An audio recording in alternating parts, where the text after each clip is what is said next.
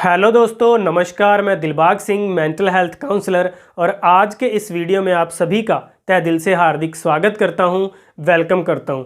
तो आज हम इस वीडियो में बात करने वाले हैं कि क्यों होती है ओसीडी। क्योंकि आज तक आपने मेरे सभी वीडियोस में ये जाना कि क्या होती है ओसीडी, तो इसको हम समझेंगे एक कहानी से। ये कहानी है एक जेल की, और उस जेल में सज़ा काट रहे कुछ कैदियों की, जिनको कुछ सज़ा मिली हुई है, उन्होंने कुछ अपराध किए हैं, कि उनकी सज़ा कम होने से या उनको रिहा करने के लिए एक उस जेल के कुछ रूल हैं, कुछ नियम हैं। वो नियम क्या है कि उन्होंने एक दिन कैसा सेलिब्रेट करना है, ऐसा दिन कोई मनाना है कि उन सबको, जो कैदी हैं, उनको रिहा किया जाएगा, उनको छोड़ा जाएगा, उनको आज़ाद कर दिया जाएगा। ये एक अनाउंसमेंट कर दी जाती है उन कैदियों के लिए कि हम एक दिन ऐसा सेलिब्रेट करेंगे कि आप सबको रिहा कर देंगे।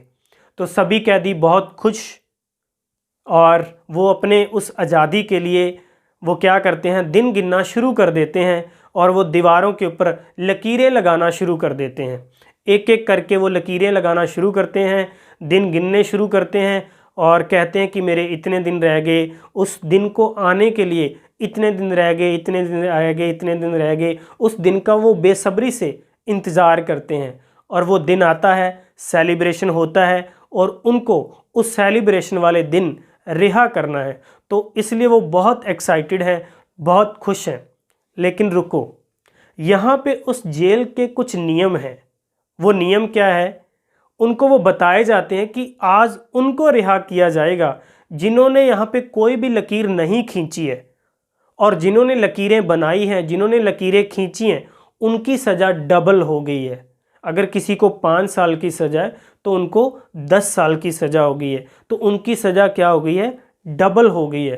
तो वहाँ पे निराशा छा जाती है, क्योंकि सभी ने वो दिन गिनने की जो लकीरें लगाई हुई हैं, तो उनको उनकी सज़ा डबल होगी।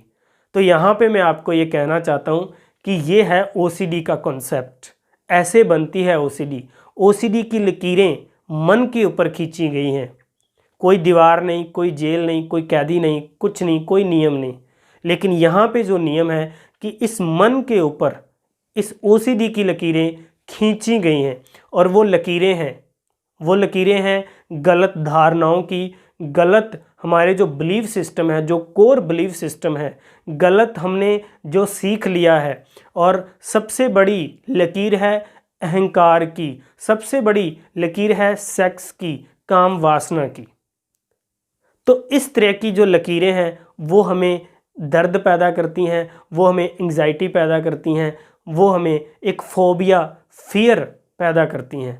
और समाज से ली हुई वो लकीरें, धर्म से ली गई लकीरें। तो इन लकीरों को कैसे ख़त्म किया जा सकता है? इन लकीरों को ख़त्म किया जा सकता है एजुकेशन से। इन लकीरों को ख़त्म किया जा सकता है अपने आप को जागरूक करके। और कुछ टेक्निक्स हैं, कुछ साइकोलॉजिकल टेक्निक्स हैं, जिसको हम थेरेपी बोलते हैं। CBT therapy, ERP therapy, hypnosis therapy की बहुत सारी टेक्निक्स हैं। और माइंड को रिलैक्स करने के लिए माइंडफुलनेस की बहुत सारी टेक्निक हैं, जो क्या काम करती हैं? इन लकीरों को मिटाने का काम करती हैं। इन लकीरों को मिटाने का काम करती हैं। ये काम करती है थेरेपी। तो अगर वो थेरेपीज़ आप मेरे साथ करना चाहते हैं तो आप दिए गए नंबर के ऊपर फ़ोन करके आप मेरे से बात कर सकते हैं, और आपके इस मन के ऊपर खींची गई लकीरों को आप ख़त्म कर सकते हैं, जिससे आपको फोबिया की, डर की, एक एंग्जाइटी की जो सज़ा मिली हुई है। तो इनको एक एक करके आने वाले समय में मैं और अच्छे से डिफ़ाइन करूँगा। लेकिन आज मैंने बताया कि ओसीडी जो है वो मन के ऊपर खींची गई कुछ गलत लकीरें हैं, जो सज़ा आपकी डबल हो गई है। तो उन लकीरों को साफ़ करने के लिए, इसका इलाज करने के लिए वो थेरेपी, वो साइकोलॉजिकल टेक्निक्स, माइंडफुलनेस टेक्निक्स हैं। तो उसके लिए आप दिए गए नंबर के ऊपर आप फ़ोन करके इसका इलाज कर सकते हैं। तो मैं यहाँ पे आपको एक बात और कहना चाहूँगा कि आप इस तरह की वीडियोज़ के लिए इस चैनल को ज़रूर सब्सक्राइब करें, बेल आइकन को ज़रूर दबा दें।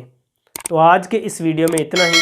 अगले वीडियोज़ में हम फिर मिलेंगे एक नए विचार के साथ, नई ओसीडी की टेक्निक तरीके के साथ। नमस्कार, थैंक यू, धन्यवाद।